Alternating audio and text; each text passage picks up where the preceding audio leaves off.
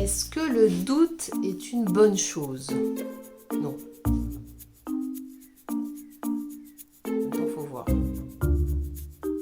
Ah, je suis en train de douter là.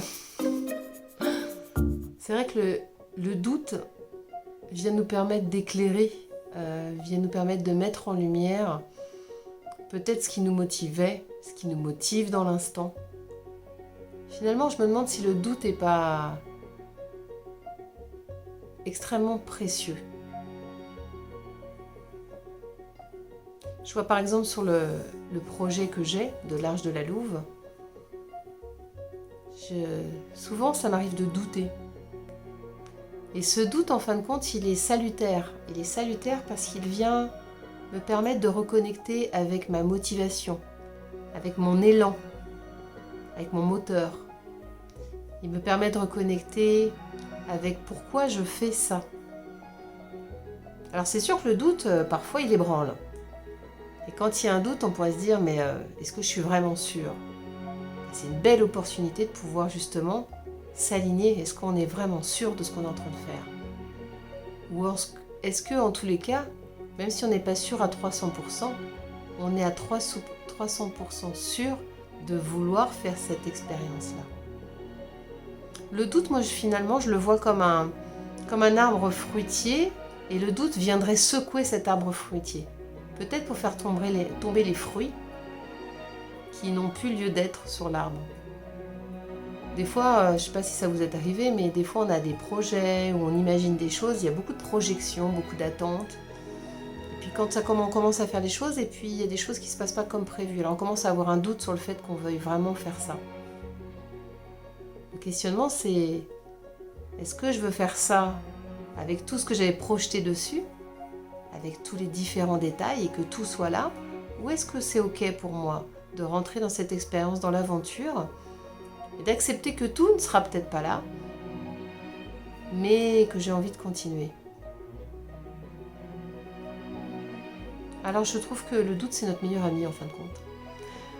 Le doute, c'est peut-être bien notre meilleur ami, parce qu'il vient nous permettre de nous assurer qu'on est au bon endroit, qu'on pose des actions qui nous animent toujours profondément, qui nous font du bien.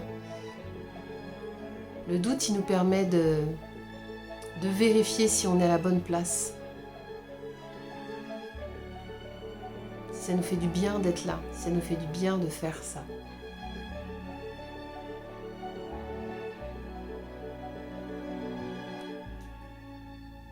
Alors il y a deux doutes quand même. Il y a le doute qui ébranle et qui au final nous fait changer complètement d'idée. Mais je pense que si on est ancré, si on est aligné, si on se sent confiant, on peut accueillir le doute tout autant que les suggestions qu'il nous fait. On peut accueillir les changements, on peut accueillir le fait que c'est un cadeau parce que ça permet de réajuster et de partir soit dans une autre direction, soit dans la même direction, mais avec plus de fluidité, plus d'ouverture aussi. Parce que parfois on part sur un projet en étant fermé à différentes choses, alors que le doute ouvre.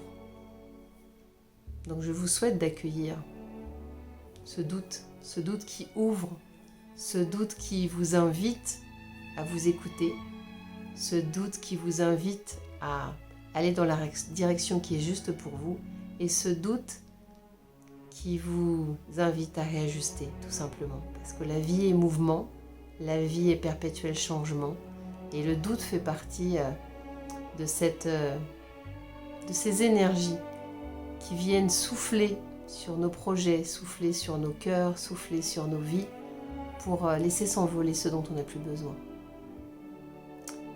Je vous mets en lien avec cette vidéo le lien de la cagnotte de l'Arche de la Louve, si vous voulez nous rejoindre, si le vent vous souffle de venir, ou venez jeter un petit coup d'œil.